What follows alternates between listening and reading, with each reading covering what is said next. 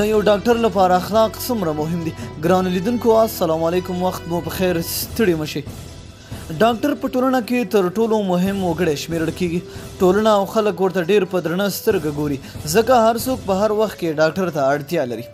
په افغاني او اسلامي ټولنه کې له دومره ستونزو سره هم ډاکټر د افغاني ټولنې لپاره تر هر څه زیات مثمر ثابت شوی او ټولنې ته له بل هر کسه ګټه ډېره رسولې. په ټولنه کې هر څوک کوښښ کوي چې د خپلو سالمو حقونو د عادي لپاره مبارزه وکړي او خپل امتیازات ترلاسه کړي، خو ډاکټر د جزئي امتیازاتو ترلاسه کولو لپاره شپه او ورځ د خلکو خدمت کې حاضر وي. د انسان عظمت ته احترام په هر حالات کې د ډاکټر د مهمو دندو څخه شمیرل کیږي، نو باید د دغه سپیڅلې دندې څخه هیڅ وخت سرغړونه ونه کړي او خپل ورسپارل شوي انساني مسؤلیت په پوره ایماندارۍ او صداقت سرته ورسوي. ډاکټر باید په خپل ځان کې منفي خلاوې ډکې کړي، ځکه که په شعوري یا غیر شعوري ډول کومه تېروتنه وکړي نو ډېر انساني ناورینونه زیږوي او په ټولنه کې د نه حل کیدونکو ستونزو سره مخ کیږي. ډاکټر باید خپل اخلاق د مادي امتیازاتو قرباني نه کړي، ځکه اخلاق د ډاکټر جامې ده. کوم ډاکټر چې اخلاق نه لري په ټولنه کې قدر نه لري. د ډاکټر اخلاق یوازې دا نه دی چې په نرمه لهجه له ناروغ سره وغږیږي، که په نرمه لهجه او په مسکی انداز ورته د خپلو شخصي امتیازاتو د ترلاسه کولو لپاره بې ضرورته درمل بار کړي نو د ډاکټر هیڅ ډول اخلاقي مسؤلیت ادا نه کړ، هم یې له مریض سره جفا وکړه او هم یې حرامې پیسې ترلاسه کړي.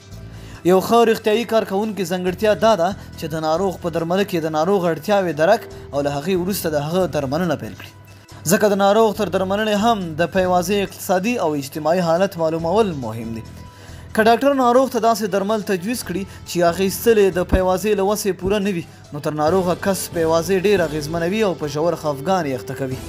نو ټولو روغتیا پالانو ته پکار ده کله چې د یو ناروغ درملنه کوي باید د هغه ناروغ اقتصادي حالت وڅېړي او د اقتصادي وضعیت له معلومولو وروسته باید داسې درمل ورکړي چې ورته اړین وي. د خپل ځان د هوساینې لپاره باید روغتیایي کارکوونکي د غریبو او بېوسو ناروغانو جیبونه خالي نه کړي او نه په دغه ناروا عمل خپل معنویت ته سقوط ورکړي. کوم ډاکټران چې دا کار کوي اخلاقي جوهر یې هیر کړی او یوازې د ځان د بډاینې په فکر کې دي. ډاکټر چې کله ناروغ سره مخ کیږي باید پوره حوصله ولري او ناروغ ته هر اړخیز ډاډ ورکړي، ځکه ډاکټر باید زیرک پوه او زړه سواندی وي او ناروغ سره د پوره بحث او خبرو توانایي ولري. د ډاکټر اخلاقي مسؤلیت د نړۍ په سطحه تر ټولو دروند مسؤلیت دی، نو باید سالم فکر په خپل اړونده څانګه کې پوره مهارت او اخلاق جوهر ولري. ډاکټر باید د ناروغ راز افشا نه کړي او هغه باید له ځان سره وساتي، ځکه ډاکټر په ټولنه کې او هم د مریض د کتلو په وخت کې د بېلابېلو پیښو د رامنځته کېدو شاهد وي. که داسې وکړي نو په ټولنه کې د خپل حیثیت له لاسه ورکوي او خلکو ته یې ارزښت او درناوی کمیږي. انساني فردي شخصیت ته درناوی د ډاکټر ستره دنده ده. باید په ټولنه کې د هر چا درناوی وکړي، په ژوند کې هر ډول لوړې ژورې راځي، باید په هیڅ وخت کې خپله حوصله او قوي عزم له لاسه ورنه کړي. ډاکټر باید د ناروغ راز افشا نه کړي، ځکه ناروغان ډاکټر ته د خپل ځان په اړه داسې مهم رازونه وایي چې خپلې مېرمنې ته هم د ویلو جرأت نه لري. ډاکټر هیڅ وخت د یو چا شخصي حریم نه زیانمنوي او نه داسې کړنې ترسره کوي چې اخلاق یې زیانمن کړي، قانون نه ماتوي او همیشه ورته په درنه سترګه ګوري. ډاکټر باید هیڅ منفي کړنې ترسره نه کړي. منفي کړنې د ډاکټر بې باورۍ په ټولنه کې زیاتوي او له بحران سره مخامخ کیږي. ټولو ډاکټرانو ته پکار ده چې ناروغانو ته په یوه سترګه وګوري. د دوی د کتلو او معاینې په وخت کې باید هیڅ ډول توپیري چلند ونه کړي او نه ترې شخصي غچ واخلي، ځکه که توپیري چلند وکړي او یا ترې شخصي غچ واخلي د طبابت له اخلاقو پوره سرغړونه ده.